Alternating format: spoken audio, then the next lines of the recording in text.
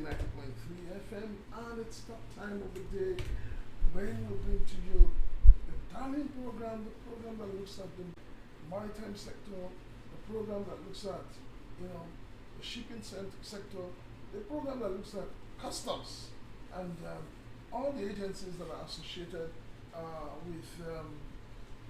with the industry. Today we're going to be looking at a lot of issues. We're going to be talking to somebody who has been here before. We're going to be looking critically at the national single window, its effect on Nigerians, its effect on agencies that are meant to work together with it, and its effect on shareholders and stakeholders within the industry. So that's what we're going to be doing today. We're going to be doing it, and we believe that you'll be there with us. Don't forget that the program is interactive, and we're going to be spending the next 2 hours in your houses, your cars, wherever you are. It's the Maritime on board the show. My name is Prince Chilaka, and I am with Dili Utomi. You're very much welcome to the program. Today we have a guest from the Barge operations side of the maritime sector, Chief Nura Wangani. Okay, Alaji Nura Wangani is here to do justice to the topic of the day, the national single window and the effects on barge operations. So, ladies and gentlemen, stay tuned to 90.3 FM, Voice of the People, on the Maritime and Border Show.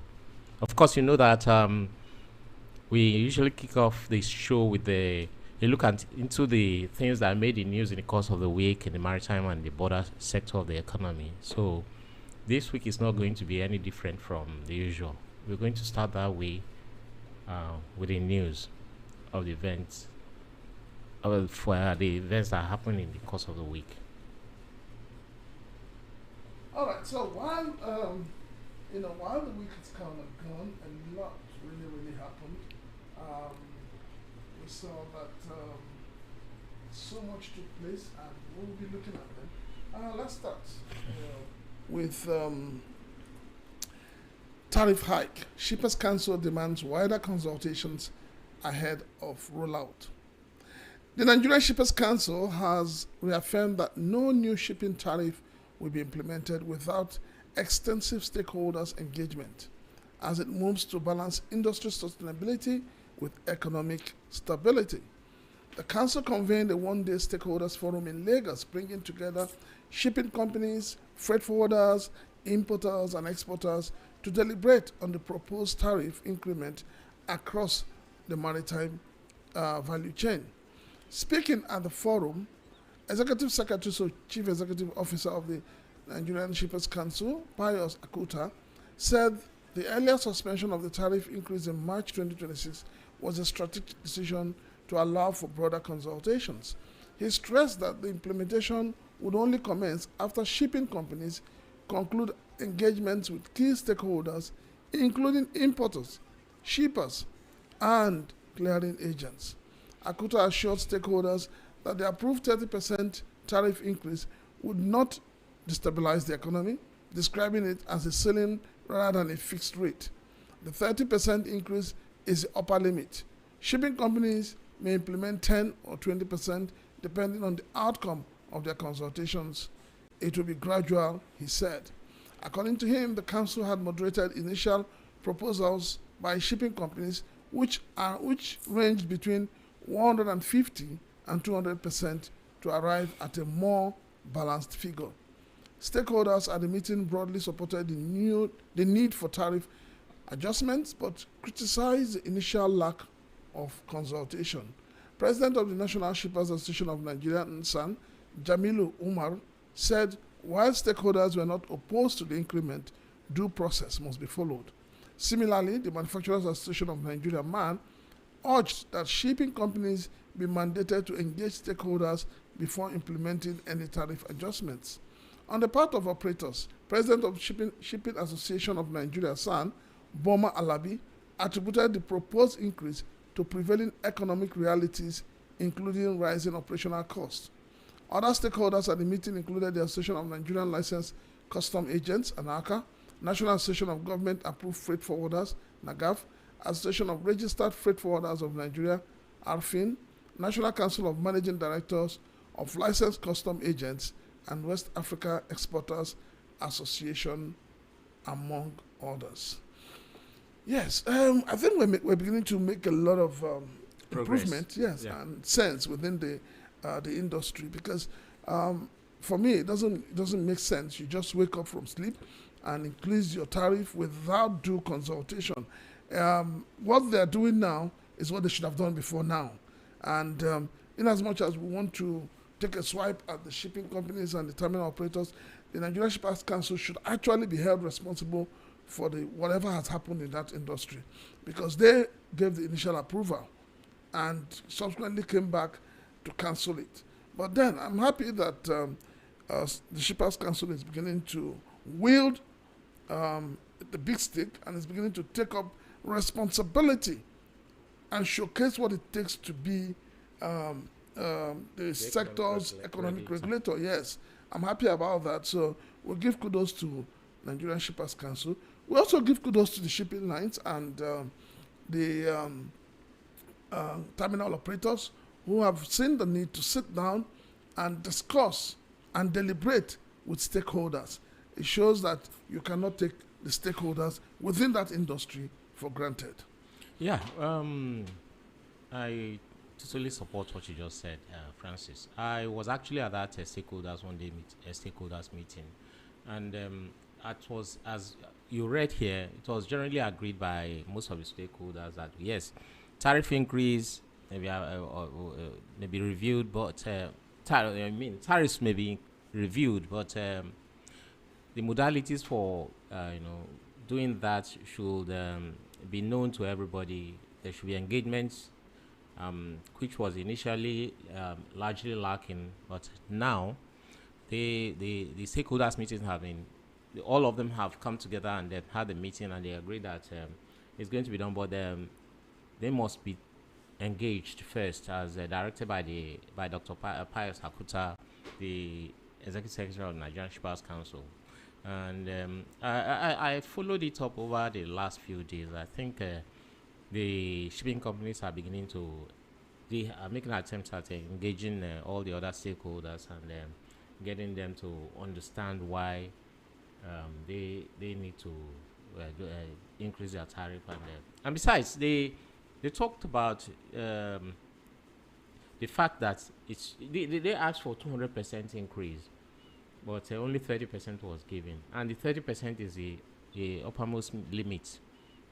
You could start with 10, 5, 10, 15% increase, charge increase, up until and if you say you are starting with that 30%, because we have different shipping companies, it means that those who are doing 15% will take the business away.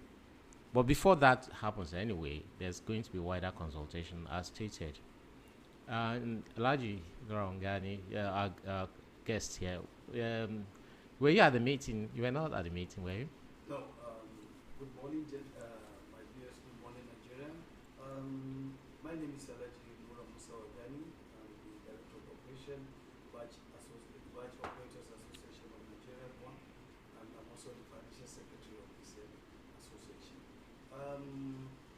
We are not invited for that same stakeholders meeting because it involves the shippers, and we have our special case.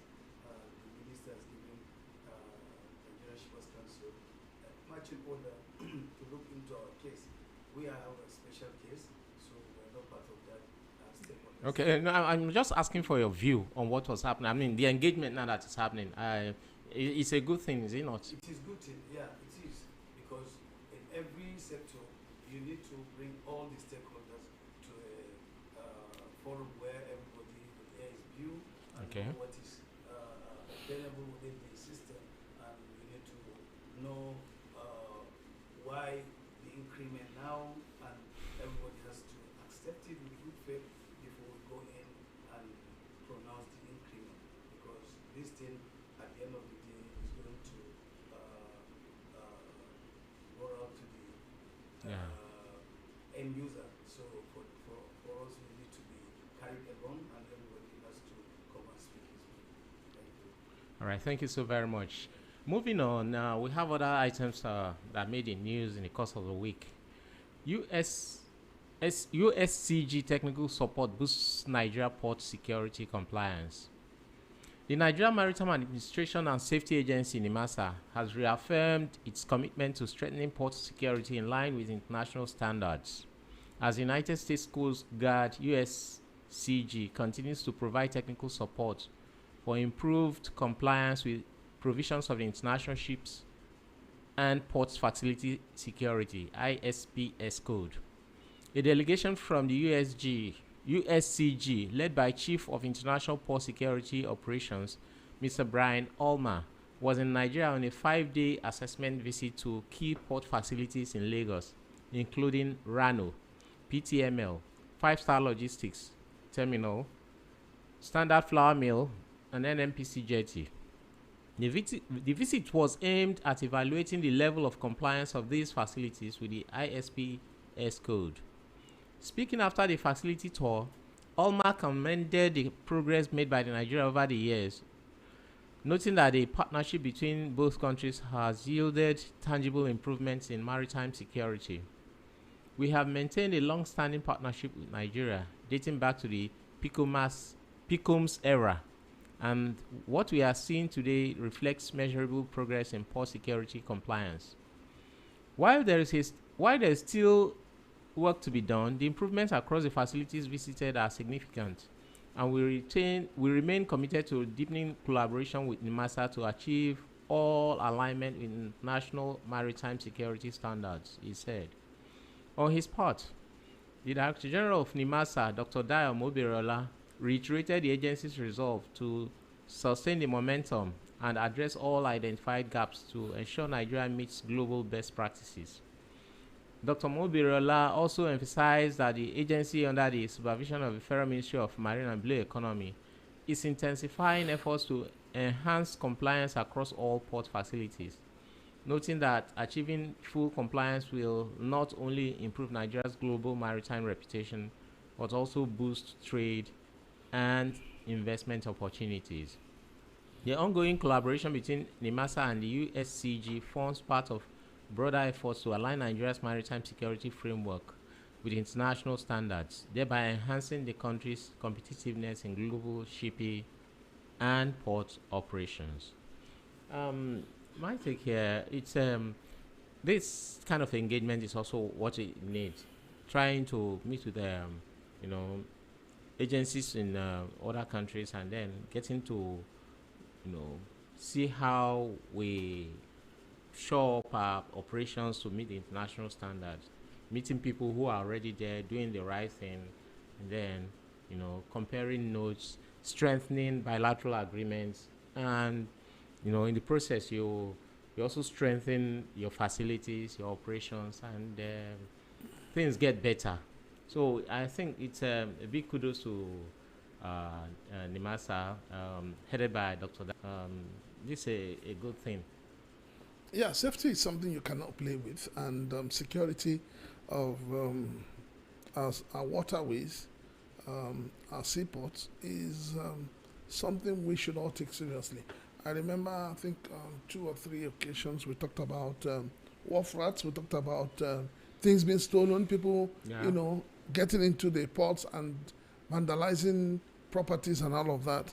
So I think that with this kind of relationship, that operators will be more careful, and then operators will take steps to ensure that they not only secure the environment, but they secure the lives as well of those who use the port. So it's a welcome development, and we expect that NIMASA will not just stop because of the visit. Nigerians will have a way of painting things, to look nice when we're expecting a visitor, and then once the visitor goes, we go back to the old status quo. So this is a challenge to NIMASA to ensure that at the end of the day, whatever steps they have taken that has encouraged and has made the US CG to appreciate what they are doing, they should keep it up. Thank you. ISPS Court is a global usual practice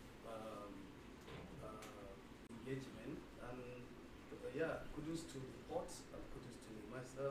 They are in compliance with the ISPS code, and we really appreciate our Nigerian ports are doing well.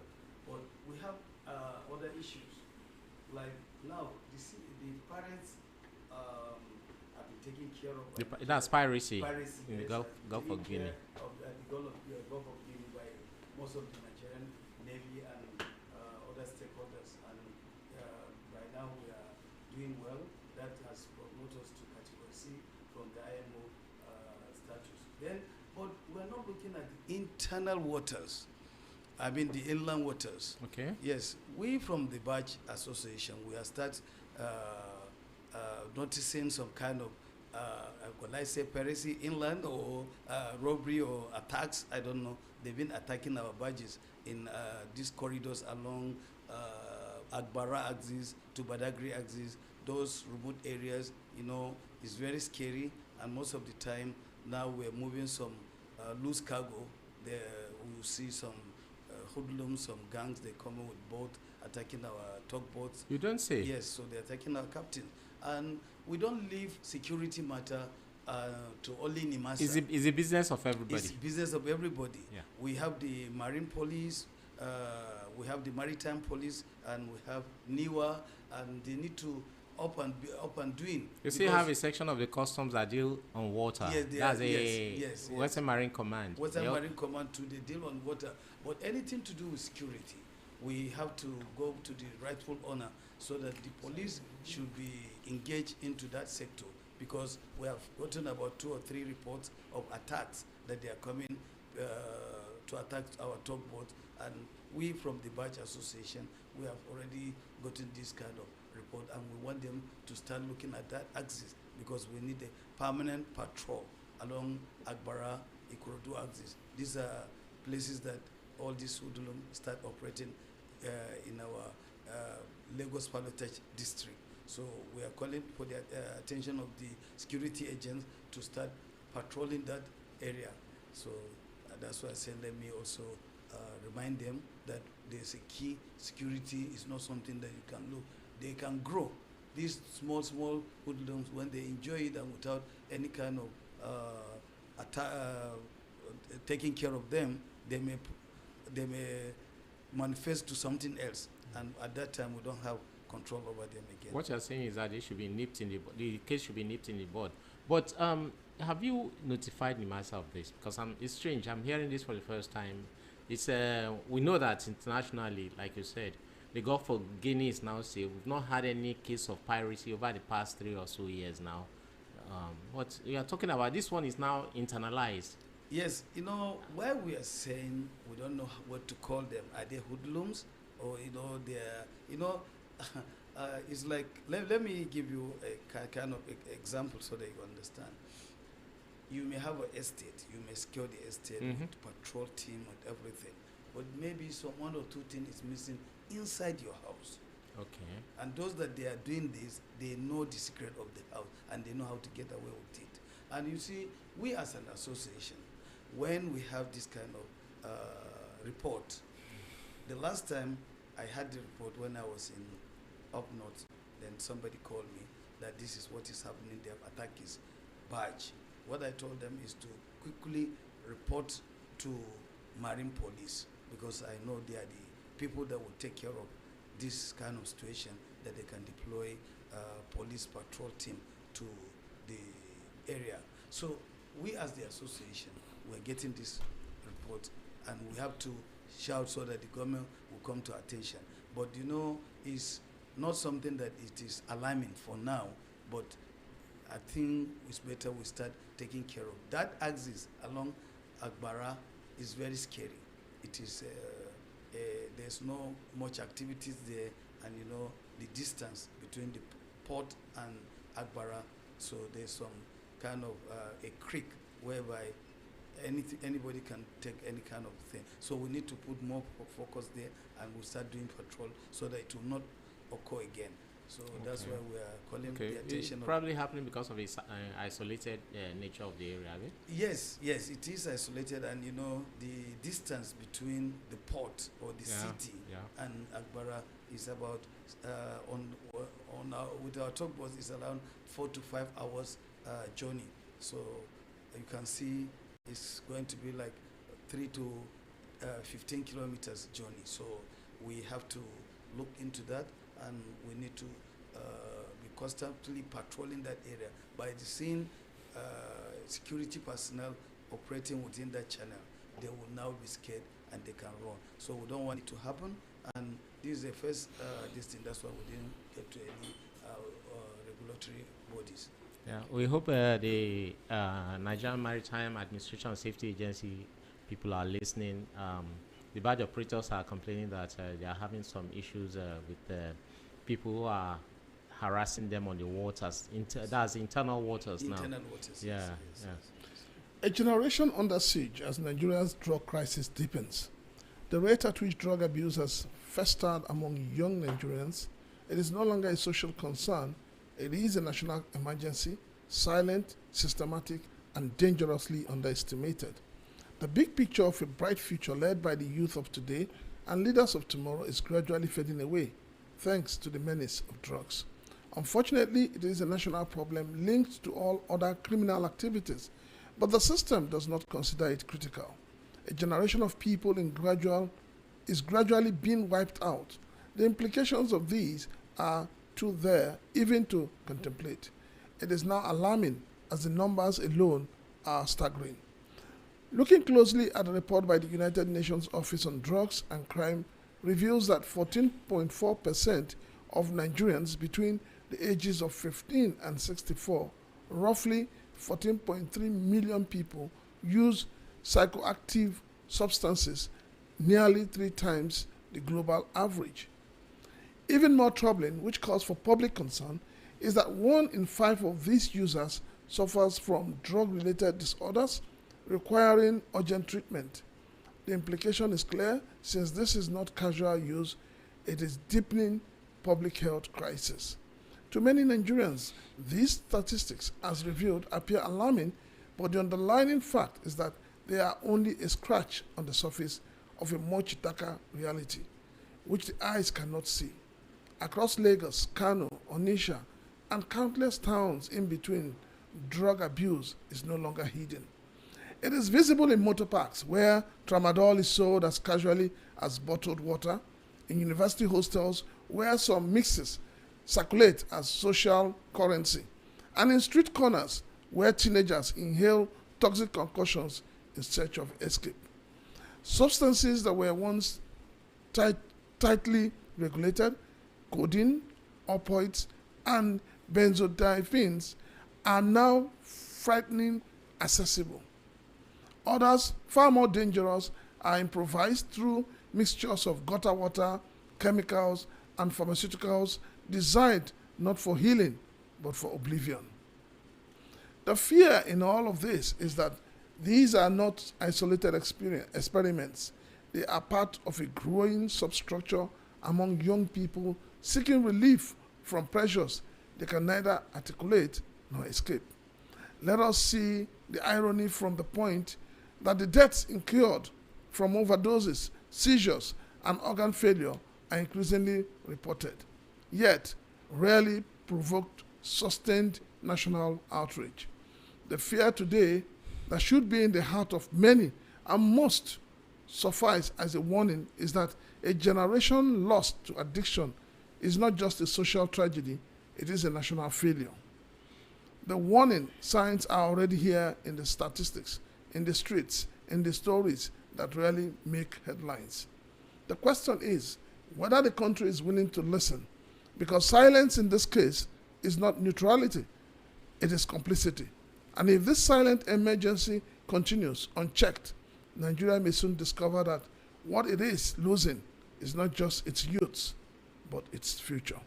You know, I take so much interest in this whole issue about drugs entering our country, drugs being made available for Nigerian youths, drugs being peddled on the streets and the bus stops and the marketplaces, in the universities, drugs being taken by even those who are not sure of what tomorrow holds for them. Sometimes, I think in the last 3 weeks, there's so many reports of, even men of God and their wives carrying drugs. They got arrested. 84-year-old man carrying drugs. And I ask myself, what are you doing with this substance at this age? What kind of wealth are you looking for? And people say, oh, he wants to get rich. He's trying to level up. Nigeria, unfortunately, has become a country where we don't think of the future. The consequences of all we think is everybody wants to get rich. And because of the lifestyle, the negative lifestyle of our political class, that showcase their ill-gotten wealth, that showcase obscene wealth, in front of this younger generation of Nigerians. So every Nigerian now wants to have money. Every Nigerian wants to get rich. It is high time that the government and the people and parents begin to take the menace of drug addict and drug usage seriously. Yeah, my man, it's becoming, things like this have been becoming more normalized. I actually didn't see the figures before. I saw this 14.3 million Nigerians between the ages of 15 and 64 are on drugs. This is terrible. Yeah. That is like the population of 2 countries put together. I know a country like Greece is 10 million people. It means that we have more people in Nigeria taking drugs than you have people in Greece. Okay. This is terrible. This calls for a national, a kind of a national orientation or a national emergency to tackle the menace of drugs. It is terrible. It is. Actually, when you go out there, on almost every street corner, you see somebody either sitting like a zombie, standing in a kind of funny way. It has become a kind of normalized kind of thing. It is terrible. Yeah. I'm actually afraid because I have teenagers as children. You see, what is so special about drugs? There is something that is triggering people to go into that. We need to identify the root cause. You said about wealth. Money is the bedrock of why these drug activities is taking place in all manners of cadre. If you are thinking you are from politicians do drugs. If you're thinking of, you said even the pastors do drugs, everybody do drugs. These drugs now, we have to get the solution. And how do we get the solution? It's either the easy way or the hard way. In China now, it's death penalty. Yeah. Which is what we're advocating for. So many countries. You understand? So, although personally, I'm not for death penalty. You see, if you're not for death penalty, then you need to drop down the tariff of drugs. Let drugs be so common that nobody wants to make money out of it. Because the more you keep bringing in tramadol, you're going to make 10 billion, 3 billion. It will make you, because you're looking at the numbers, you're looking at the money. So if I bring 1 container of tramadol, I'm going to make 300 million, 500 million, 1 billion. So it will give you the sense of that, it's a business that is, let me take my chances. If I get the money, I scale through.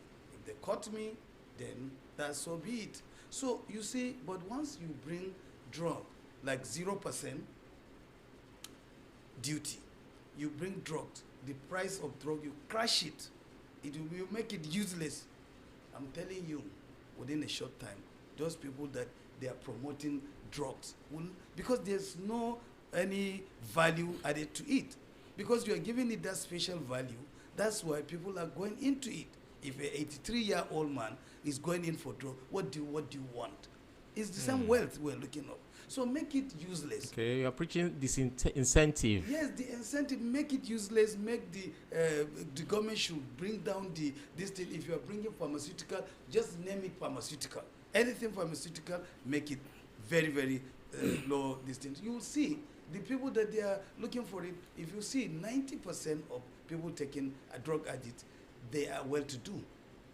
But those 10% that they don't have anything, is the one you're seeing by the roadside in the street. I think also, we talked about the costs, we talked about solutions. Yes. When the number of your youths in the country are unemployed, what do you expect? Yeah. Because without employment, I mean, if people were gainfully employed, it will reduce. Can I ask you a question? Yes. You said generality of our youth are unemployed. Yes. And how do they make it to the drugs? Now they don't have the money, they are not employed. And they still have access to the drugs. And you said, what's the percentage? When you 14 when you say 14.3 million. When you say they have access to the drugs, I remember I mentioned bus parks. It means that the drugs are cheap. They are not cheap. No, they are cheap. Let me come in, sir. We have different types. Let me even come in. Yeah. There's some kind of business that, they are money spinning business. You can make the money. You think that bus stops, they don't make money? You are looking at them as they don't make money. A single conductor can make in 20,000 naira a day. Okay. You understand? In this bus area that you're looking at, yes, we are looking at them as just petty business, but if you go there and you sit down with them, you will see the kind of money that is exchanging hands. Okay. And they are making a lot of money. We shouldn't look down at them. What I'm saying is, it's either the hard way or the other way. Okay. If we can bring a bigger punishment, a capital punishment on this to eradicate those that they are doing, because you can see every day the Nigerian National Inland Law Enforcement NDLEA. They are televising, they are showing on their social media.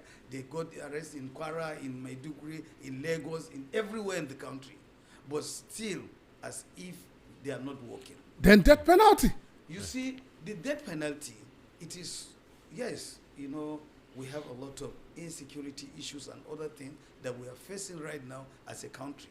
But, we need to fix.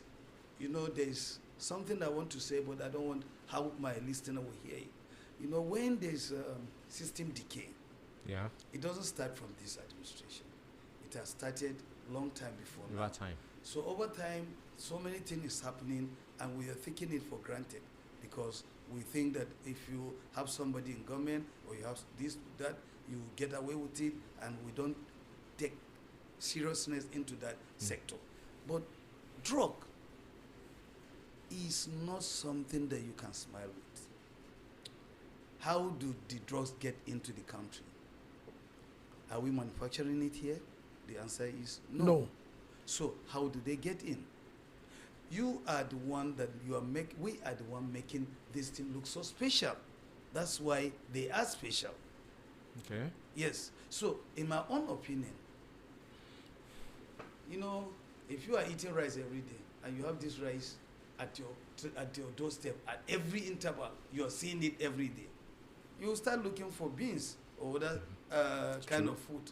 But when you are getting, it's very difficult. Those times where we see rice on Salah Day, on Christmas Day. So everybody wants to get the rice. So now, let us be sincere.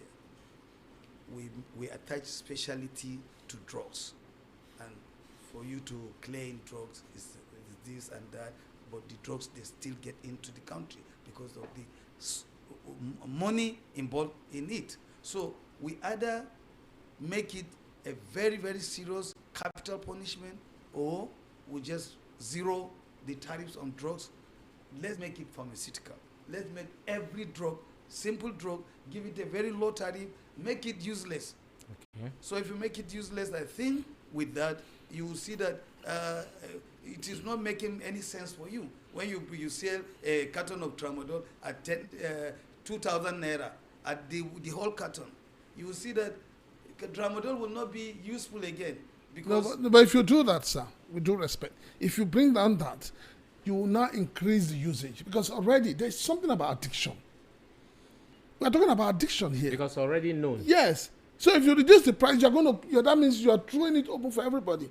What we should do is to create a situation where those who import it in, when they are arrested, they should be killed. Because the effect of drug is what we're having that is part of the problem. The nexus between the drugs and the arms and everything. And so if you want to eliminate it, let us eliminate the people who bring it in. When you take out those who bring it in, those who distribute it will run for their lives. Okay, my final take on this drug issue is this. There are two things. One, you have the imported drugs. You have the codeine, the opioids, the benzodiazepines, and the rest of them, which you read about. Those ones that are very, very costly when they bring them in. But you also have local ones. And you from what you read here, there are what is called home mixes by students, or what they call the balance in the street. They call themselves science students because they mix things together and then they take it. You can see a youth or a young man carrying a bottle of soda, soft drink. You think that is ordinary soft drink, but he has mixed a whole lot of things inside. A cocktail of drugs inside it. So there are different parts to this.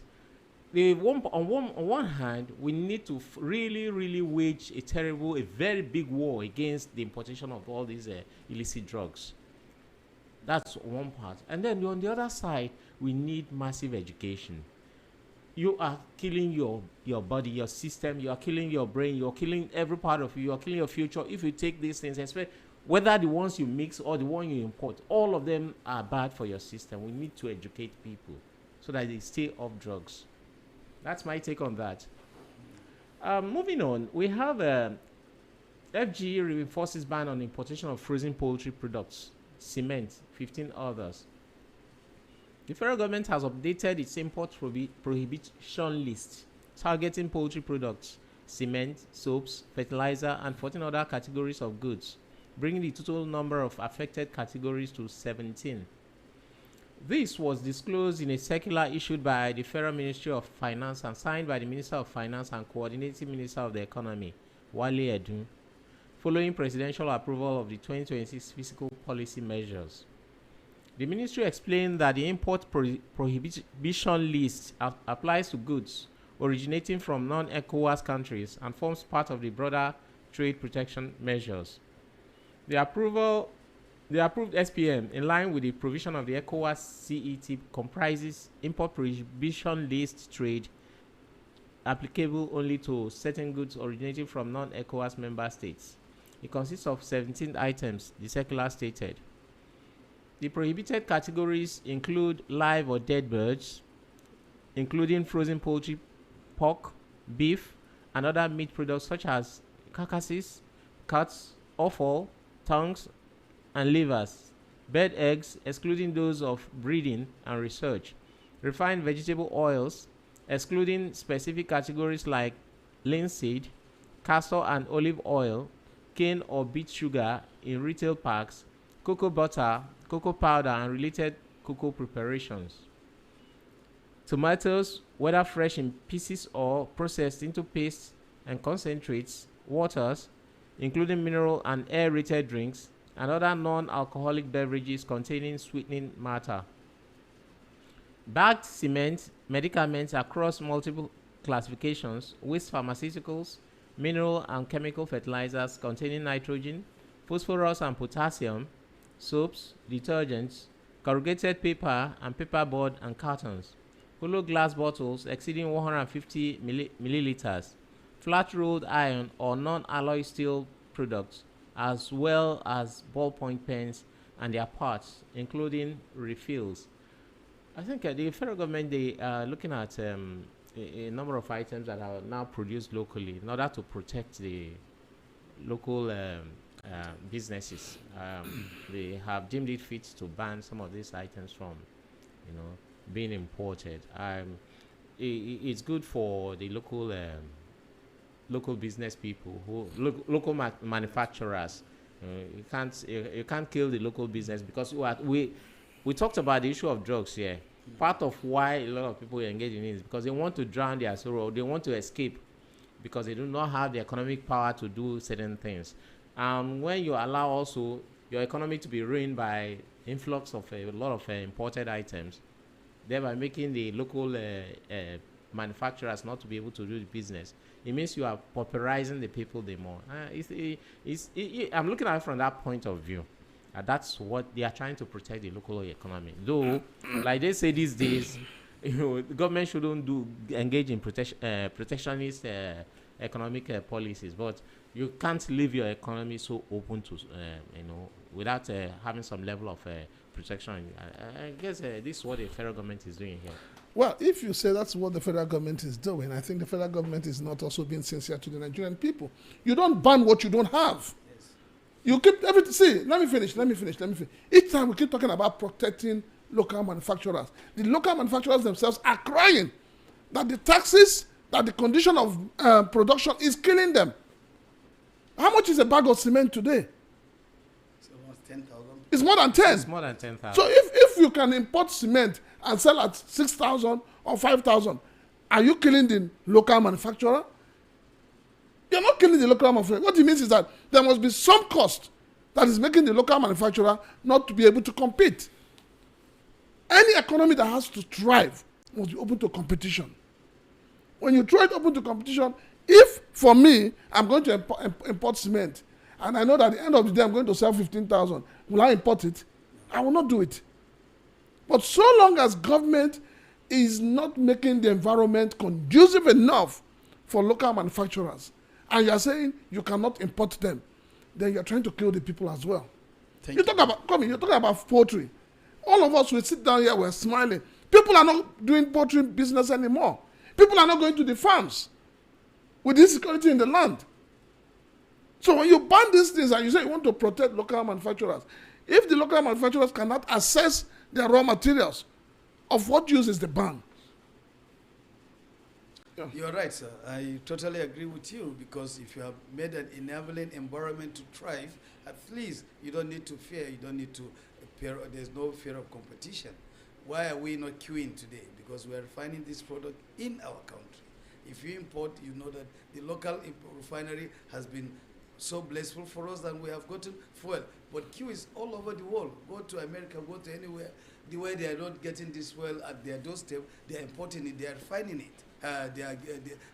They are always queuing. But here, thank God for at least Dangote refinery, we have seen there's no queue anywhere in the country, and we're doing well. So it goes to the other sector. The government should take one sector at a time. If you are talking about poultry, my brother have said it now, the insecurity is one of the factors. Make an enable environment to thrive, so that the factory farming, they should come door to door policy that there will be a poultry chicken from the Ministry of Agriculture. There's a poultry revival funds and all these things. They should make some kind of policy that anybody is interested in this. This is what the government is coming to subsidize, either the feed, or you can do some after from 200 chicks and all this, they check, and your farm, your poultry is doing well, we can give you a grant, or we're going to give you a loan or something to boost your production, so that by the time the demand is less and the production is high, automatically the price of chicken will drop. Yeah. And if you bring it from other country and you find out the inland, the one that you are producing within the country is far cheap, you don't need to import anything. You don't need to ban any importation. But you can see you have mentioned a whole of things. What happened to that sector? Are they really producing? If they are producing, one, you power your machineries. You go either for diesel or you go for solar. You know, all these are very expensive. So you cannot compete with the international market, because for you to invest, you better invest huge amount of money to do this small business. And where the government came to help you, we buy everything in this country. The only thing we don't buy is air. That's the truth. You sink your borehole, if you buy water, you do everything. You pay for staff, you pay for everything, and you know at the end of the day, you cannot sell that one chicken at the very, you have to factor in all these costs. Yeah. There's no any kind of support from the government. Banning them will not change any situation. If you want to ban them, make sure that you take one sector at a time and make sure that you put impact in that sector. The impact should show to Nigerians that, okay, this is really working. We have seen their rice, local rice now is around 50, 60,000. We are okay, we are good, because they have put so much emphasis on rice production. So they should be taken sector by sector and let them make sure that they have achieved something. This power sector is very, very, very, very, very essential in every country. I don't know, they're saying we are producing only 5,000 megawatts of light in the whole of Nigeria. We're 250 million people. You know, it's not sustainable. As said to you by United Nations. Yeah. But sir, I actually, I'm not trying to hold brief for government here. There is another thing here. You know that most Nigerians, we do not purchase locally produced things, simply because a lot of us are so much in love with foreign produced things. That could be also another reason for them to try to ban some of these things. If these things are produced locally. I don't understand what you're saying. No, hold on now. I do not agree with you. No. We don't need to agree with me. I do not agree with you. You know, okay, why don't you buy foreign fuel now that Dangote is refining in Nigeria? Why are you buying Nigeria? I think in that case, we do not have a choice. You don't have a choice. Yes. Let me tell you. No, and besides, sir, Dangote, it has been proven that Dangote fuel has more quality than some of those ones that are imported. Then we have so many quality products in Nigeria. Let me tell you. Let me give you an instance. So you see, you need to package yourself. When you go to a tailor, you tell him, measure you. You need the material that will suit you, and you know the kind of tailor you want it to fix your dress. True or false? True. Okay, so let's take one sector, for example. We're talking about poultry. Let us make sure that poultry vaccine is free of charge. Okay. Let's say that poultry feed, they are very, very, very, very low in prices. Let us also know that accessing grant or any loan facility for poultry feed is very, very, very easy and easy to access. I bet you all our married women in this country, they love doing something at home. They can do a small poultry. You know, you don't know what potential poultry has in our lives. Whether you like it or not, every blessing morning, we eat eggs, right? Yeah. And this egg is produced by same poultry. Yeah. So if you go out there and if you see the demand of eggs today, it's alarming. Then you know that if one egg is selling for 300 naira, you know that something make that egg to become that expensive. I remember vividly in this country, we started buying egg 10 kobo. Yeah. 5 naira.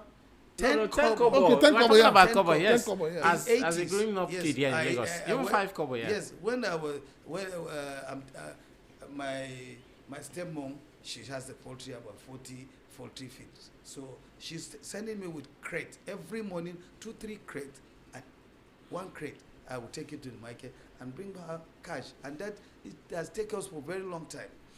The enabling environment to thrive, we need the government intervention. It's not banning. Thank you. All right, NSW, National Single Window, a platform of pains, tears, as importers, agents recount their bitter experiences. The National Single Window, NSW, a digitalized single trade platform meant to be a one-stop shop for faster and seamless platform for goods clearance at the Nigerian ports, is gradually turning into a single window of pains, tears, and lamentations for trading public. Initiated by the federal government to boost trade facilitation at the ports through harmonization of all trading platforms and their agencies into one single platform. The NSW was launched with fanfare on March 24, 2026.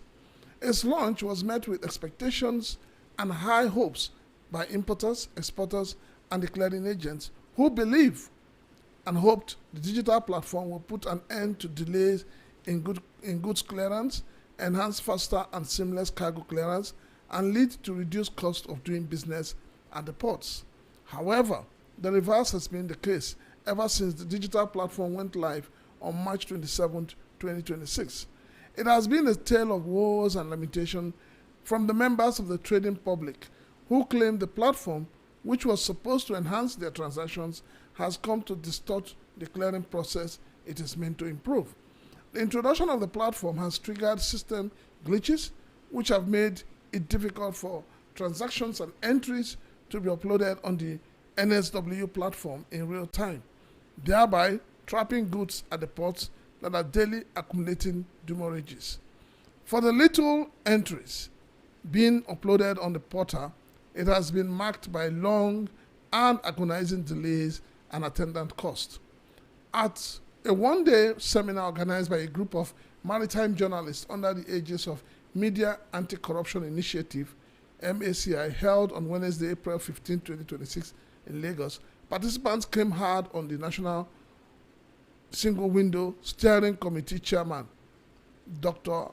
Zach Adedeji, the project National Coordinator, Tola Fokolade, and the whole team for poor preparations and sensitization of stakeholders.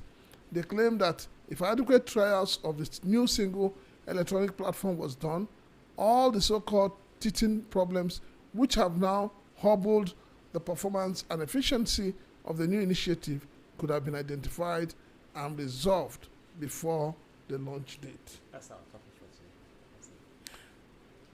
Say it. All right. We're not going to be wasting time because this is our topic for today. Yeah. We'll come back to it. Yeah. So, Shippers Council engages CMA, CGM, APM terminals on port efficiency. The Nigerian Shippers Council has stressed that sustained engagement with shipping companies and terminal operators is critical to unlocking development in Nigeria's ports and enhancing overall trade efficiency. Chairman of the NSC Governing Board, Dr. Ibrahim Shehu Shema, made the assertion during a courtesy visit to CMA CGM in Apapa, Lagos, led by the Executive Secretary, Chief Executive Officer of the Council, Dr. Pius Akuta. Shema noted that service providers remain central to achieving the federal government's economic targets, including the ambition of building a $1 trillion economy. Continuous engagement with service providers will open new doors for development in our ports and strengthen the entire maritime value chain, he said. The NSC chairman urged port operators to prioritize the clearance of power-related cargo, warning that delays could negatively impact ongoing investments in Nigeria's electricity sector. He emphasized that efficient port operations are essential for the timely delivery of critical infrastructure, particularly equipment required for power generation and transmission. He also called for improved policy coordination across the maritime value chain, noting that eliminating bottlenecks will boost trade volumes, and government revenue. In his remarks, the Executive Secretary CEO of the Nigerian Shippers Council, Dr. Pius Akuta, commended shipping companies and terminal operators for ongoing investment in modernization and digitalization. According to him, these efforts have significantly improved cargo handling efficiency and vessel turnaround times at Nigerian ports. Akuta explained that the visits were part of the Council's broader efforts to assess operational performance, identify challenges, and strengthen collaboration with key industry players. Responding, the Managing Director of CMA CGM, Haila Pereira, reaffirmed the company's commitment to efficient service delivery, noting that digitalized processes have enhanced operational performance. Similarly, the Managing Director of APM Terminals, Kamal Al-Raishat, highlighted the company's long-term investment strategy, attributing its progress to sustained infrastructure upgrades and digital transformation. This is the Nigerian Shippers Council meeting with shipping companies and checking out, some of their activities the chairman of the board with the committee in charge of the ports, they were around in the course of the week to go around to see how the operations of the shipping companies within the maritime economy as part of their oversight duties. So it's to me, I think the Nigerian Shippers Council is beginning to wake up to its responsibility, like you said earlier and before, in terms of at least with this kind of engagement that they are going around doing now. It's a good way to go. Yeah, when the government agency does the right thing, we should also applaud it. I have always said that for government agencies to have a cordial working relationship with the people, with stakeholders, you need to carry them along. You need to have serious engagements, and those engagements help you to listen to the people, understand what they want, and then give it to them. So yes, they're doing so well. I applaud them, and this is what I expected that the Minister of Power and Steel should have been doing. Because yes, this is what I expect him to do. Engagement. You see, the thing is, you sold the power sector to some individuals. Nobody is asking what infrastructure have they brought. And basically they brought in none. So if they have not brought any infrastructure, so why are they ripping off Nigerians? And then you come up as a minister and you create band A, band B, band C. A lot of people on band A now. I'm paying through my nose. Yes, I'm in band A. A lot of people on band A shouldn't even be on band A. So this whole thing is, we just keep going round and round in circles. And until the people responsible for implementing the right government policies, because if the policies are wrong, you can't have a good result. And this is also where I blame the National Assembly. We just have, people in the National Assembly, all they're thinking about is re-election. They're not thinking about the ordinary Nigerians who stand under the sun and the rain to vote them in. So these are things that are annoying. When you see them, when you hear them, you ask yourself, why is Nigeria stagnant? Yeah, Nigeria is stagnant because, one, the way I define band A is alternative to solar. If you cannot beat them, you can join them. So you go and get your own electricity and do a solar panel and get your own electricity. Because at the end of the day, if you check the cost of being in band A, it's almost equivalent. It's equivalent to you buy your own solar and be generating power by yourself. So you see, let's go back to the Maritime where it belongs to. What Shippers Council did was the right step at the right time, because ship calls into Africa, not even West Africa. 70% came to Nigeria. They are coming into Nigeria ports, and you see, honestly, there's a lot of upgrade in our port system, in terms of digitalization, in terms of other aspects. We are the only people in Africa that have deep seaport right now operating at the very high optimum. And we are also encouraging export, and most of the vessels coming in. You will be shocked when you go offshore and see the queue coming into the country. That means something is good and we're doing well. But still, I have to plead to our government. You see, it's good to invest. It's good to invest in foreign partnership, but we also look into our own infrastructure.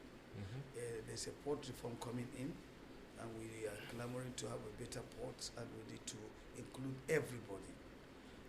We are just talking about the outside wall. We're talking about the ships coming into our country, bringing in and taking goods. We are not talking about our inland waterways.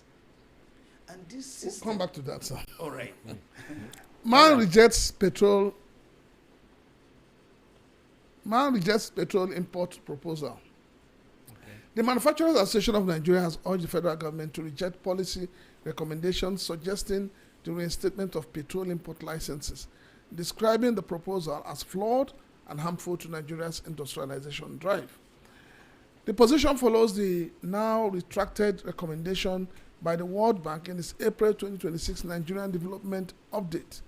In a statement on Friday, Director General of MAN, Segun Ajayi Kadiri, said the idea of reopening the country to petrol imports as a long-term solution to inflation was misguided.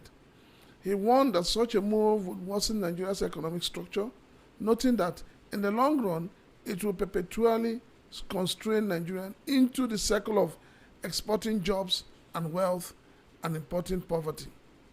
MAN faulted the World Bank's earlier position that suspending import licenses reduced competition and contributed to rising fuel prices, arguing that the analysis ignored key macroeconomic realities. Promoting PMS imports means returning to the era of fiercely competing for scarce foreign exchange to fund foreign refineries.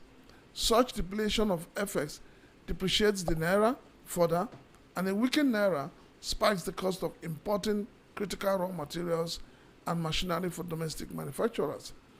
An increased reliance on imports would trigger broader inflationary pressure across sectors, extending beyond fuel pricing. Instead of fuel importation, MAN proposed a set of alternatives, measures to tackle inflation and stabilize the energy market. Ajayi Kadri called for improved implementation of the Naira for crude policy, saying the federal government should mandate total transparency in the domestic pricing matrix and ensure that local refineries receive their full unhindered daily crude quotas. Accelerate the adoption of alternative energy source, particularly compressed natural gas, which should be highly subsidized, targeted support for manufacturers, including easing trade bottlenecks and providing affordable credit investment in power infrastructure to reduce dependency on cost fuels for industrial production.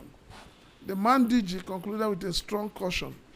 We should therefore reject any policy recommendation that would ultimately lead to the exportation of jobs and importation of poverty.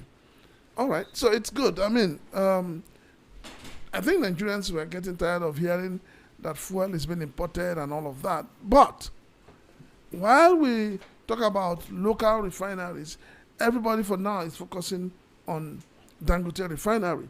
But nobody's asking question, what has happened to the NNPC? With all the money we have spent, running that business, running that organization, what has become of it?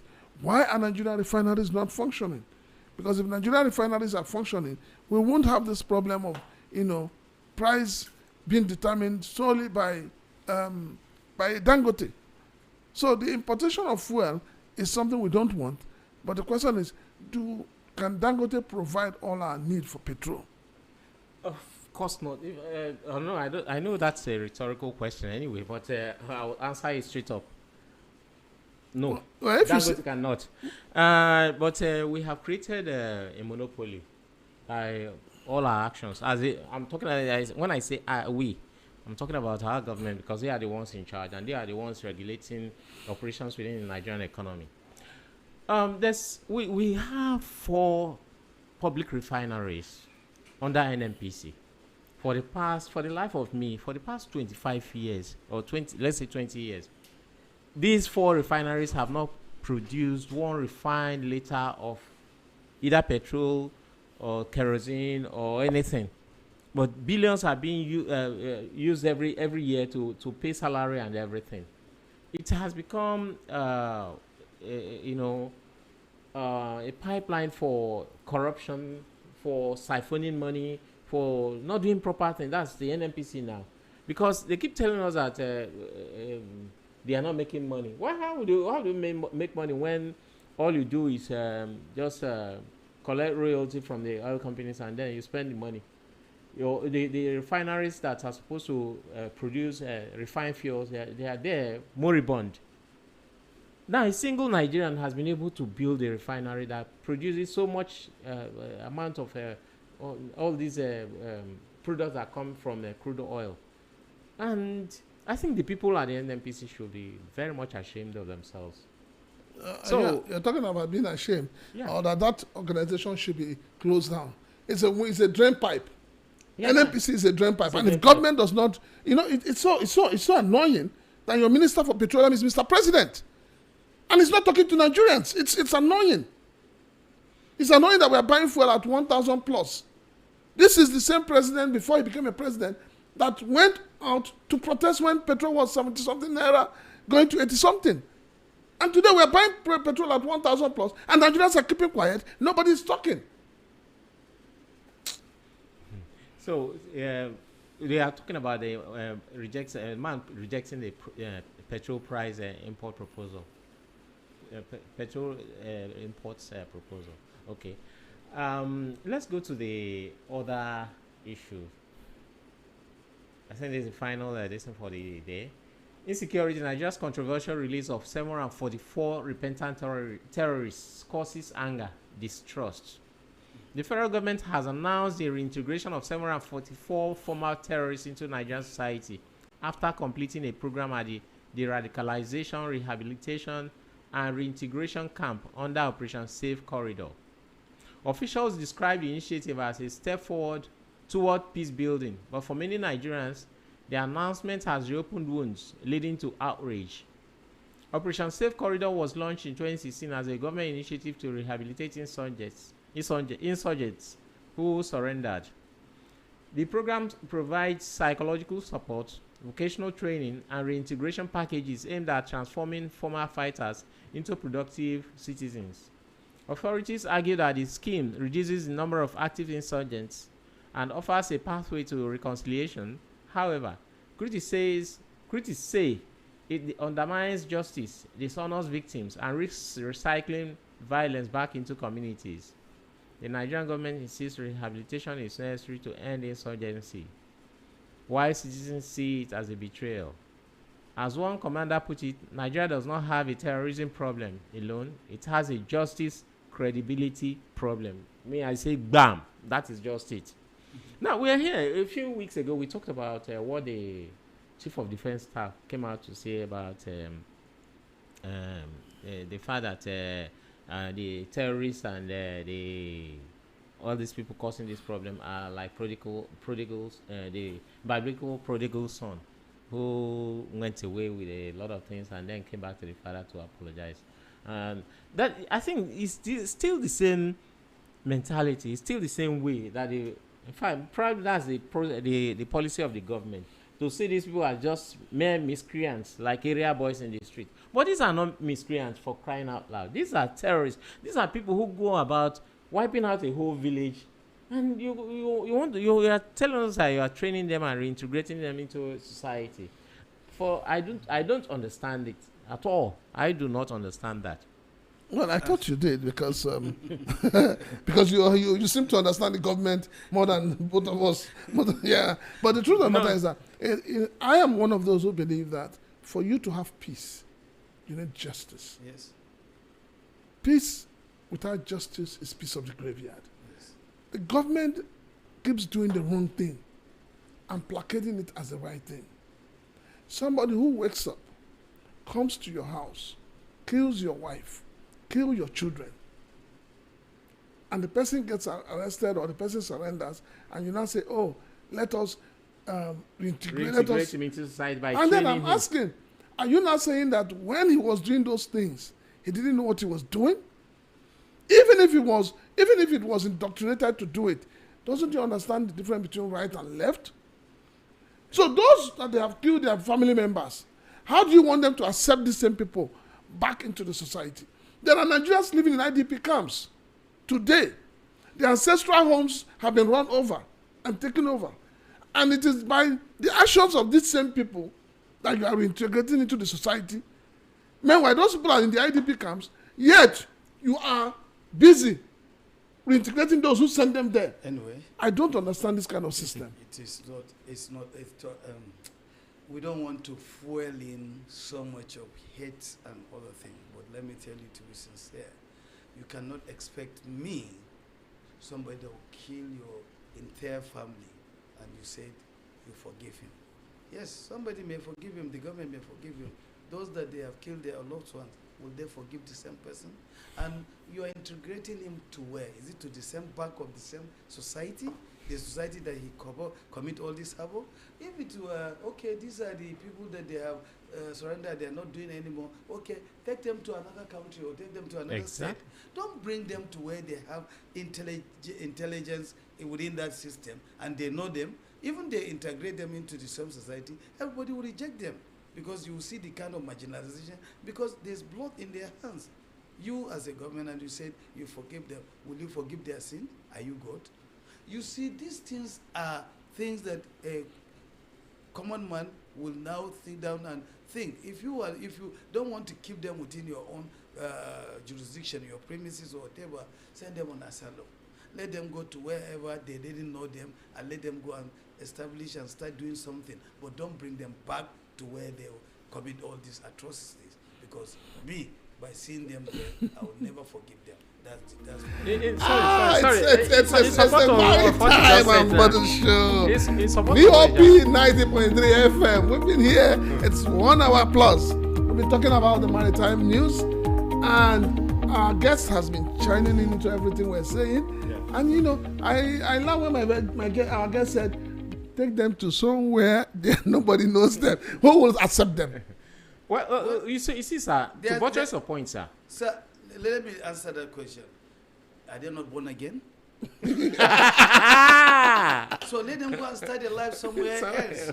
So they shouldn't come back. Maybe we should create another country, another state, and just put all of them in that state. Well, what do you name that state? State of the asylum. State of asylum. No, state of rehabilitated terrorists. Okay. You know, sir, the point you just made now. A few weeks ago, there was this. We talked about it on the show. A lecturer at one of the higher institutions in Katsina. 3 years ago, one of his children was kidnapped. They paid money to release him. 2 years ago, his 2 wives were kidnapped. They paid money to release him. They released them, about 10 million. Now this year, just about a month ago, the man was going to school. He removed his family and moved them to moving them from the outskirts because the school was in the outskirts into a densely populated area, in the common man area, so that at least it can be protected by the population. But he needed to go to work. As he was going with the 2 of his children, he was kidnapped again, the 3rd time. Then the family still managed to raise 10 million naira with friends and well-wishers and everybody. Managed to raise 10 million naira, gave to these people. They released 2 of the children and killed that man. Hey. So what would the family, those children, feel about those people, about anybody that calls himself a terrorist, or a kidnapper, or a repentant terrorist? It's a sensitive question, but it's very, very sympathetic, and my heart bleeds to the family. But honestly, this is a country that insecurity we're talking. It is, I need to slow down because we need not to fuel the minds of Nigerians because of this insecurity issue. Because we need to be careful because the way we are talking, some people out there, they are grieved. And not all government policy that is going to be okay and will be accepted by all. But we are talking to the government right now to know that there's pain on some of their policies. And they should engage stakeholders before they start bringing all these kind of things. They shouldn't be doing things because it is right. Sometimes you can be right here, you can be wrong somewhere. So we're human. So we need to sit down and look at this thing critically. We're talking about our country. This country, God knows where we are a nation. Nigeria is a great country, and we love our country, and we need stability. And the government should focus in one key area and take it to its logical conclusion. Let this killing stop. Let this insecurity stop. We don't even need their light. We can solar our power, we can buy our fuel at any amount. But let there be a peace. Let everybody be productive. Sleep with 2 eyes closed. You know, Mr. Wangani. Yes. You know the funny thing? I remember when I was growing up, I used to take a train from Lagos to Niger State. You know, I spent 6 years in the north, spanning through Zamfara, Sokoto, Kebbi, Kano, Kaduna. And at a point, we used to drive late in the night from Gusau straight to Kaduna to go and, you know, weekends. We just go there to catch phone. You can't do that anymore. Oh, yeah. You can't. You can't. So it's not like Nigerians are happy. Nigerians are not happy. Nigerians are a happy set of people. Yeah. All the Nigerians are asking for is secure our Do the lives basic and things. properties. Yeah. That's all. It's very important. All right, so Thank you. listeners, it's the Maritime and Border Show. Prince Chilaka And Dili Utomi. and it is on VOP 90.3 FM. And we have our guest Yes, Mr. Nura Wagani is a member of BON. BON stands for Barge Barge Operators Operation. Association of Nigeria. So today we're going to be looking at the relationship between BON and the National Single Window. How has it been? What's going on? You Yeah. know, when we start from there, we'll now go back to looking at the pains and the cries of importers and all of that. So now let me start asking the question. The National Single Window is a digital platform, and the beautiful thing about this platform is that it integrates all agencies within the maritime corridor. And those agencies and stakeholders include barge operators. No, sorry. Point of correction. Exclude barge operators. Yes. No, sir, I'm coming. I said You are supposed to be included Sir, in the whole. So- I am supposed to saying be. that it includes the barge operators. Now, what has your association benefited in terms of this National Single Window? Okay. Please permit me to start this way. You see, whatever we're doing, we have to do it right. First of all, the National Single Window is a good project, but they could have started within a very small pot so that they can Pilot scheme. pilot scheme and let us see how it works, and if it works credibly well, then you can now nationalize it. Now, there's a teething problem as they commence. Then number two, we as Barge Association of Nigeria, yes, not that I don't have the platform, I know about the platform, we have seen the invites for their forum and stakeholder engagement and everybody. But our cries before now is we don't have a reporting desk in this ministry. Most of these ministry programs and policies are taken without due consideration to the barge operations.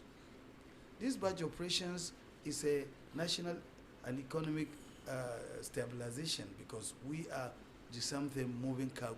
If a vessel is bringing in cargo and we are supplying it from the port to the hinterland or from the hinterland back to the port, we are also a means of transportation. And while we are not, we are crying out to the ministry that they should give us a reporting desk so that all policies that will be happening in this country, they should integrate us so that we can be part and parcel. Let me tell you where we get it wrong. We have 4 regulators within the marine and blue economy. Yeah. These regulators, they are Shippers Council, MPA, NIMASA and NIWA. You see, we are reporting to 4 of them in different aspects. So we don't have where we can say, okay, call these all 4 regulators to one table and let us take a decision as barge operations. You see, these operations, it has a lot of potential and we need to understand its value that we are adding to the economy. But today, I'm telling you, it's supposed to be an indigenous, local content kind of operations. But because of capital intensive, we are few Nigerians that operating in this sector. right now. The reason is, you see there's monopoly. And also there's this thing we call capitalism. The ports, the shipping line, they are bigger and they are the one bringing this volume, and they tend to patronize their own kind of friends, associates, and other people within the industry. We, the local operators, we want the government to come to our aid. Because why I'm saying this is, you can go to here Ghana and become a barge operator. You cannot go to China or India to become a barge operator, because there's some certain business that's supposed to be only local content.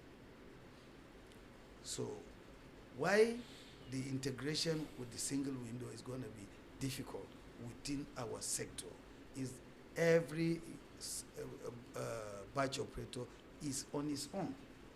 The association is doing everything what it takes to bring all the operators under one table. But we want a bigger picture of that. We have one parastatal, at least MPA now is licensing us. Shippers Council is also doing its regulatory duties as economic regulator of the sector, while NIMASA, they are doing certification and other this into this craft, while NIWA, that has the jetties and also doing some licensing and certification. But the truth of the matter is, all of these agencies, they are doing one sector of our activities. But as generality, we need to know who do we report to. So that is why we are fading away from this sector and now leaving the foreigners to taking over our sector. And if you have these foreigners taking over our sector, it's not good to the country. So that is our cry. Okay. Now, my question is because you know, in the course of reviewing what happened in the course of the week, we read about the government trying to do a kind of protectionist, policy by banning some 17 items. In a way, it's, if you are asking for something to be done, it's also like trying to protect your business now. Sorry, I'm playing the devil's advocate here. What is what would you want the government to do? Like exactly what we say. Take care of one sector. Make sure that you give it a logical conclusion. Look at them holistically. Like what we are saying now, the Minister of Blue and Marine Economy on the first quarter engagement that held in a hotel last 2 weeks, he has given a marching order to Shippers Council to look into our case. And we are really appreciate, and we know what Shippers Council are doing. Right now, there's committee going on, and they are doing their best to make sure that we write reports and get back to the minister on all these our complaints, so that we can now know we have a sense of belonging in the ministry. Okay, let me because talking about barge, everybody will be wondering why do we even need the barge operators within the national single window? Why I'm asking this question is that the barge business is a private business. It's a private business. It's just like the truckers. The truckers are not part of the national single window. The national single window is talking more of imports and exporters. Yeah. Importers and exporters. So how do you think that getting you involved would aid the work of national single window? Okay, barge operations. Let me expatiate so that you understand. This is not like regular movement of cargo via the roads. We are using the inland waterways. And these waterways, we are now competing with the vessel because our call-in is the port. And port has been, we have so many other infrastructure within the port axis. We have the channels, and we are competing this channel with the bigger vessels coming into the country and going out. Then barge is not the creek barges that you see within Lagos Piloted District. We have barges that ply coastal waterways. We have barges that they move liquid cargoes. We have some other barges that do bulk cargo from, let's say, deep sea port to interland. You see, barge is more sophisticated way of moving bulk cargoes. If I mean bulk cargoes, because it has to be regulated, because this is the water.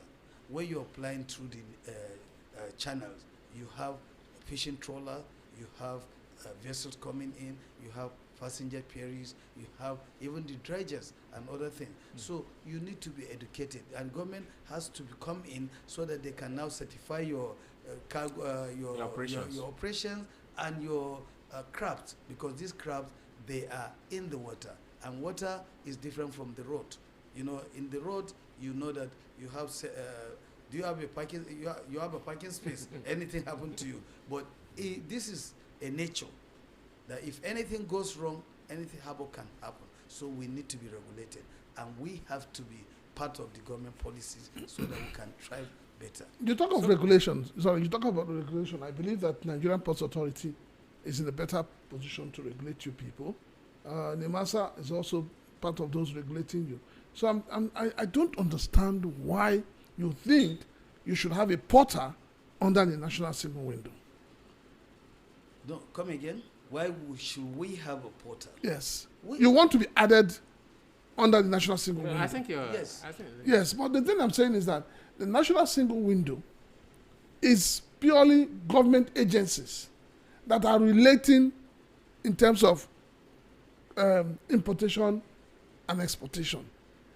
Now, the movement of cargo when they enter, like truckers, they're not part of the national single window. Why is the shippers part of the single window? I don't know the one bringing the goods. Look, you see, it is when there's safety that when we're talking about shipping. You see, let me tell you something clearly so that you understand. This sector, it is not like ordinary road transport.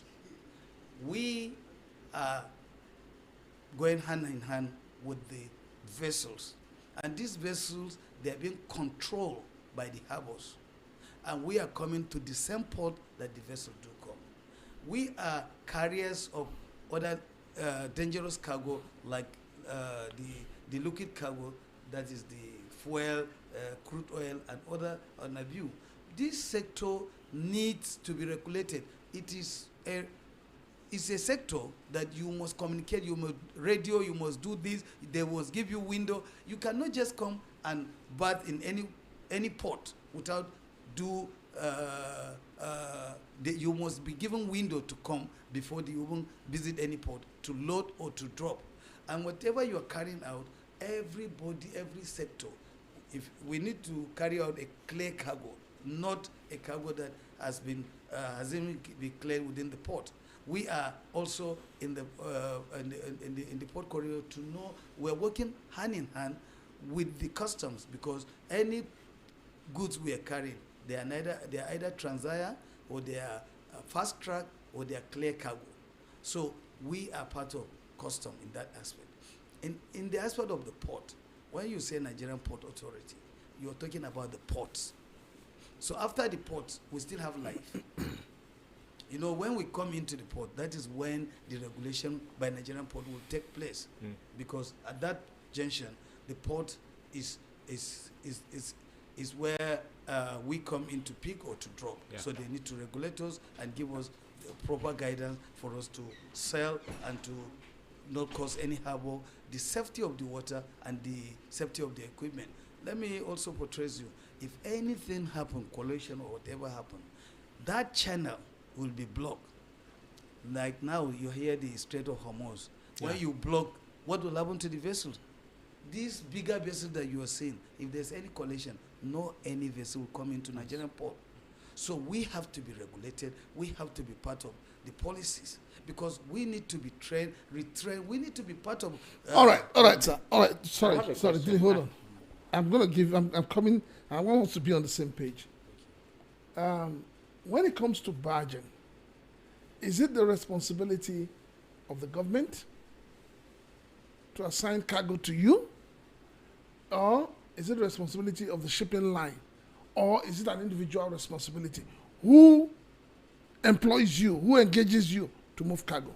All of the above.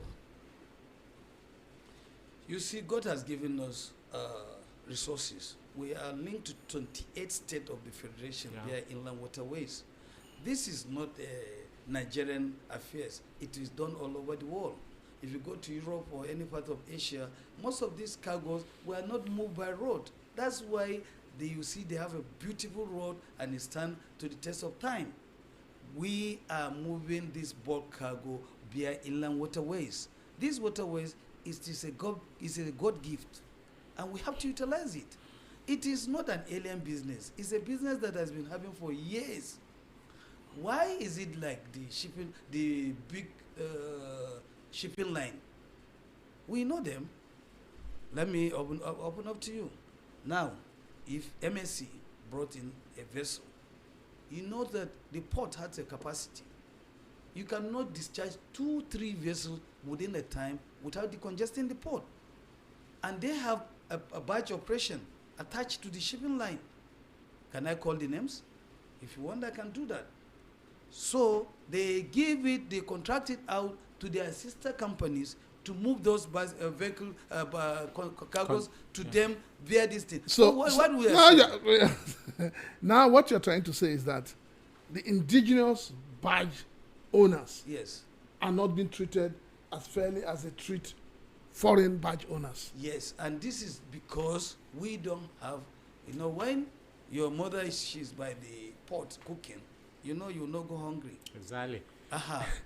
But we, and in Nigeria here, we said it is good for them to bring in this cargo and to invest in our country, but let it be a local content. There's some kind of policy guideline that will give Nigerians power to work as a Nigerians and give us the vendorship as a Nigerian registered barge operation. We are a barge operator, we are local content. All these shipping line, they should give us the vendorship. Okay, not me per se, Alhaji Nura, no.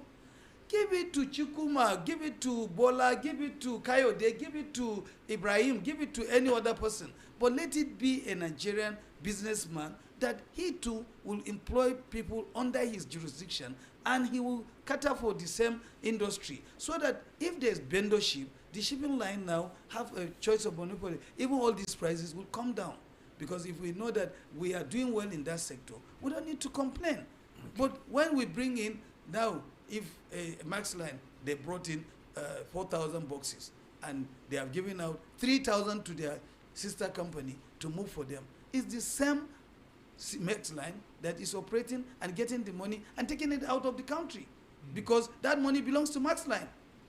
But if it is Alhaji Nura doing it, I'm telling you, I know I employ more than 15 to 20, 30 people under my own company. Likewise goes to Alhaji Ibrahim or Mr. Chikuma or any other Nigerian. So what we are saying, there will be a policy that, look, you are given a concession to operate port. You are a shipping line, you are bringing in this. But we too, as Nigeria, 250 million of our people, we are talking about drug addiction, we're talking about creating enabling environment to give people work to do. And we are prostrating out of the business. We are 83 when we started in 2019. That is when MPA came out with this policy that, okay, barge operation should be licensed in Nigeria in sometime in 2018 by then MD of the port, Hadiza Bala Osman. We really respect that lady. She's the one that flag it up and make it commercialized in Nigeria. And since then, we came on board and we say, okay, let's form an association where we can protect this indigenous business. And they licensed us. We started with a good faith. We paid in every year 50 million naira bond, and this bond will be kept in the archive of the bank. Is it individual company or individual company? We must pay this cash bond. And you said you were how many when you started? We are 83. How many are you today? Today, actively, we are 8, but we have 14 companies that they are still on course. So there's something that really prostrate people to leave the business. If it is so attractive, we will. Why are we? Instead of we increasing, we're depreciating. So, okay. My question is this. I'm a little bit worried here. You said something about you having been regulated by the 4 different agencies that operate within the national, the maritime sector of the economy: NIWA, NIMASA, Shippers Council, and the MPA, Nigeria Ports Authority. I think this should. My question is this: you are saying that these 4 agencies are regulating you. This should be streamlined to a particular agency having the responsibility of taking care of barge operations within the country. I don't think it's right for 4 agencies to be regulating just one business like that. Thank you. Don't you think so? Yeah, that's what we are. That's what we are saying. Let me refresh your memory. In 2006, there was a concession of the port to multinational and some highly influential people in this country. When they are doing the concession, they did not capture this operation, barge operations. Okay, because you guys were not in existence then as a business. No, as a business, Okay. barge operation is there, but BUAN, Barge Association of Nigeria, endorsed by MPA, was not at that time as an association. All right, hold your thoughts, sir. Maritime and Border Show on VOP 90.3 FM. We're going to open up our phone lines. Like we said, this is an interactive program. It's time for our viewers to interact with us, also ask questions to our guests. So our lines will be open now, 0700 903 903 903. You can also call us on 0817 175 6338. 0803 692 9933. You can send us your you can call us on WhatsApp. You can send us your WhatsApp message. We'll look at it. So the lines are open. Okay, seems to be our first caller. Wasn't already. Hello. Hello. Good afternoon, sir. Good afternoon. Yes, Mr. Utomi. Yes. Dili Utomi. Good afternoon to you, sir. Yes, Dili Utomi. Yes. Whenever I remember your name, I always want to call at Utomi. I'm sorry. Okay. I greet your guests. Good afternoon, sir. Mr. Prince Chilaka, my question is my name is Robert. I'm calling from Alaba. Okay. The question I want to ask is this. This week, the Minister of, is it Minister of Defense or the one of the service chiefs, are not from the defense. He said that most of these terrorist group and these people that are causing problem in this country are high on drug and they are not afraid of death. That is what he said. You understand?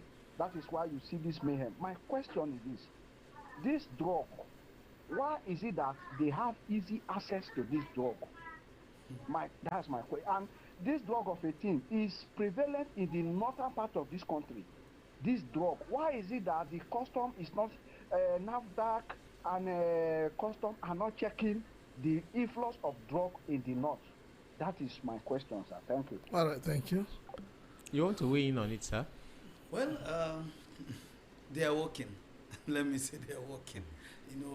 When you can see NDLA every time they are doing a program of arrest every day. They are arresting people. But what I will add to that, maybe I will also portray by requesting or appealing to the government. They should open a draw lock court where they will be dealing with draw lock cases openly on the television that everybody will be seeing, sentencing them to whatever. Hello, good afternoon. Your name and where you're calling from, please. Hello, good afternoon. Good afternoon. Okay, hear you. Go ahead. Your name and where you're calling from. Good afternoon, Delhi. Yeah, good afternoon, sir. Your name, sir, and where you're calling in from? My name is Martins from Ago. Good afternoon. Your guest, Elijah, I think Elijah. Nura Wangani. Good afternoon, sir. Okay, yeah. First of all, my question goes to your guest. He's talking about the barge business and the association, and talking about foreign companies that are shipping lines having their own internal barge arm. I want to ask, not internationally. Is that how that business is done? You can operate your own, arm, and also allow other people the local content of the country where you are designating your product to also operate. One. Two, nationally, how is this thing being regulated? Does it mean that the Nigerian nation does not have, like he was saying, a regulatory body that will make the ground easy for both parties to operate? That is number one question. Number two is, like you were saying, there are about 4 agencies that are monitored, that are supervising this Barge association. With what he just said, it's like even the association or the association is just like growing. They are not really doing well. What are the works of all these 4 agencies over such, will I say, unfettered ground of a group of people operating in that association? That's my question. All right, thank you. Thank you very much, sir. First of all, let me address the local content of the thing. You see, from its inception, when you say local content, that means empowering local indigenous businessmen. So that's what it means. And any country, anywhere in the world, there's some businesses that they are meant for local people. And these local people is what you're doing within your inland as locally doing business. For example, now, you see sachet water, pure water, is mainly local content, because you cannot see any imported pure water, for example. I'm just giving you an example. We see this industry, God has given us a lot of potential, and Nigeria is a very, very diverse nation. Barge operations is not meant only to carry container or any other cargo from the port. Barge operation has different segments. If you are building a bridge, you use barge as your platform to build that bridge. True or false? Barge operation is meant for any work that you can do across the water. Maybe you have an island or anything. This you cannot use a bigger vessel. You use barges. You use barges. For example, now there's a lot of issue of vandalization of the pipeline. Hold your thought there, sir. Okay. Hello, good afternoon. Hello, good afternoon, sir. Afternoon. Your name and where you're calling from? My name is Chief Mazurike. All right. Calling from Satellite. All right, sir. All right, sir. So my question goes like this. I have 2 questions. One question goes like this. Why is it that when you clear your goods from the port, as you are coming out, the custom clears it. When you get to the road, they still stop you. And at the end of the day, they will still be asking for the same documents you have cleared on the from the ports there. I don't understand. Before you get to where you are going to, the problem is, I just want to be clear there. All right, sir. No problem. Then number 2 is this. Why is it that most times when goods are cleared, before you get to your destination, the money you pay on the road to these hoodlums are too much? They say they claim they are working for the local government. Please, you people should bring somebody to the studio to clear this. Because I don't see why somebody will be running on an expressway, even at night. You'll still be paying. They will be holding one pipe, hitting it, and disturbing your driver. All right, no problem. We'll get to that. All right, sir, continue. All right. So as I was saying, you see the regulators and everything that we're clamoring for. We want a level play environment, clean environment, a platform where we can do our business without any kind of interruption.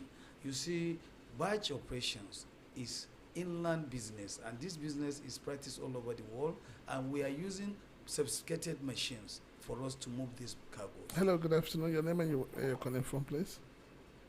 My brother Chilaka, good afternoon. Afternoon, sir. Yeah, I greet your guest and your second there. Dilly Please, Otomi. my brother. Yeah. I'm Chris from Ogun State, Iweta.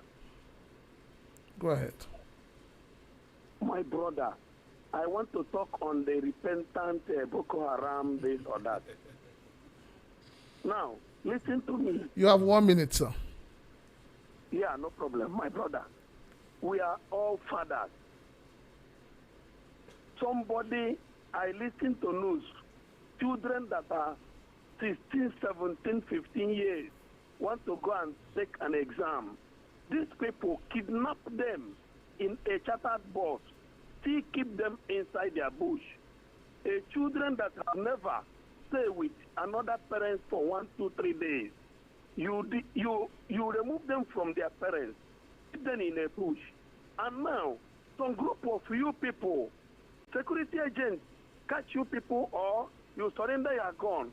They say you have repented, bring you back, and you are still holding those children. Borachilaka, how do you convince us to understand what is going on? I don't understand. All right, we'll get back to you on that, sir. All right, Alhaji Nura, continue, sir. So we are talking about the regulators. Why we are clamoring for decks in the Ministry of Marine and Blue Economy? You know, policies do change, and we need government to look into our case and make us a kind of sector whereby we can contribute our quota to the blue and marine economy. Hello, good afternoon. Your name and where you're calling from, please. Hello. Mr. Sinaka. Can you speak up? I can't hear you. Good afternoon, sir. Hello, Mr. Sinaka. Good afternoon. Afternoon, sir. How you doing? Fine. Please, Your name and where you're calling from. Okay, my name is Mr. Pascal Okay. from Jakandi. Okay. Please, about the custom FOU. It's now be rampant. Okay, one of our brothers talk about. You have 30 seconds. Okay, no problem. About Abu. If I tell you say from work to go Alabama, you will spend almost 200,000 Abu. And they go say, oh me that. Baba know about it. All right, sir. We'll look into that. Thank you, sir. Sir. Okay, so what we're saying is, you see, it's not about just moving cargo in and out the port, but we're talking about other sectors. So we want unification. Let them unify all our activities and let us have a reporting desk where we can, that same desk officer. At a particular agency or ministry? Yes, it's a ministry. And it's the only operation that has dual ministry. Yes, hello, good afternoon. Your name and where you're calling from. Afternoon, sir. Afternoon. You have 1 minute. Your name and where you're calling from. God bless you, sir. Bless you too. So I'm calling from, my name is Hans, I'm calling from Ejugo, sir. Go ahead, sir. Now, you were talking about the congestion of the seaport. What about other seaport in the country? Are they not functioning? Yeah. And then number two, the man talk about Boko Haram repentance. How can they tell us that they bring in repentant? What is repentant Boko Haram? Do we know them from anywhere? And then the city, they will try to put a citizen in a prison for life imprisonment and bring in Boko Haram. All right. We'll answer your questions as they. Thank you, sir. Thank you. Ports in Nigeria, they are all ports, you know, but every port has its own peculiar challenges. Yeah. Now you can see with all these ports, they have to construct a new port, and fortunately or unfortunately, it is situated here in Lagos again, the deep sea port. You see. Sir, conclude your thoughts on the issue of the regulation and the ministry, a particular desk. So why we want assistant director in the ministry? We want deputy director or assistant director, a managerial cadre, where he can have the authority to call all these regulators and let them showcase all their activities so that we can be able to come under one roof. You see, as I was saying, it's the only sector that has dual ministry. We are working with the Ministry of Petroleum and we're working with the Ministry of Marine and Blue Economy because these are carrier. So we carry either to the port or we carry to the oil farms, oil tank farms, because we are flexible. We can move within the coastal and inland waters. So we are carriers. So you carry liquid cargos. We carry liquid cargos. Yes, our barges carry up to 5,000 metric tons, 8,000 metric tons of cargo, and this we supply from either the creek to the inland, or from the coastal to inland. All these things are very, very sophisticated, because you can operate this thing. You cannot do it manually. Okay, so what you're saying in effect is that you believe that your business, which is a private business, yes, has come to stay, yes, and is contributing to the overall growth of the growth national of the. economy. So you now want to be recognized formally. Yes, recognition is there because they have licensed us. NP has licensed us as barge operator.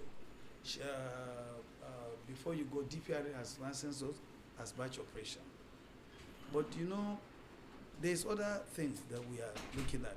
Okay, for example now, all these multinationals that they are coming in, they have access to fund. CBFF supposed to be for barge, but because we don't have who to talk to. Okay, you are supposed also to CBFF to tap into the CVFF. Hello, Yes. good afternoon. Okay. Your name and where you're calling from. Hello. All right, go ahead, sir. So, like CBFF, what is CBFF? It is The cabotage vehicle financing fund. This cabotage, what is cabotage? Cabotage is talking about build, man, and operate. That is indigenous shipping that you build, and you man and you operate in inland and coastal. And these are what activities that we are doing. We are doing inland and coastal. I keep on saying it since. So this crap that we are building, we build it here in Nigeria, we manage it here, we maintain it here, and we operate it here. Hello, good afternoon. Your name and where you're calling from. Yeah, good afternoon, Prince Chinaka. Afternoon, sir. Good afternoon to other guests in the studio. Afternoon, sir. Yeah, my name is Mayor, calling from the Conservatory. Okay, Mayor, you're welcome. Go ahead, sir. Yeah, Prince Chinaka, you see, let us accept the truth. This bandit of 18 that is troubling Nigerians, and our government is continuing to pamper them. This is not allegedly. They know something about it. And I'm sure there's an agreement between them and the government. For sure, it's not allegedly. That is why you are following someone that killed, slaughtered, wound, destroyed. You are pampering him or her. In spite of everything, will tell us what they know about this bandit when time comes. Have a wonderful day. Well, thank you. You know, Nigerians can be very, very upset. Emotional. But, no, not emotional. It's just the reality. I mean, Dilly, the way you're sitting here, if somebody, comes to your house and just beats your son and injures your son, I'm sure you would do worse to that person. All right, sir. Please continue. Continue with My brother. All right, you have 2 minutes to round up, sir. Okay, all right. So Just hold on one more. There's another call coming in. Hello, good afternoon. Your name and where you're calling from.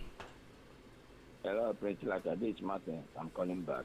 First and foremost, to your guest, I really thank him. He has even enlightened me about this batch thing. I never even knew that they are also into support services for construction of bridges and all that. Well, but what I will encourage him is that let the association continue to, grow in strength and in every level and find a way of making their request get to the government. But the challenge we have in Nigeria is that the government of Nigeria is very insensitive.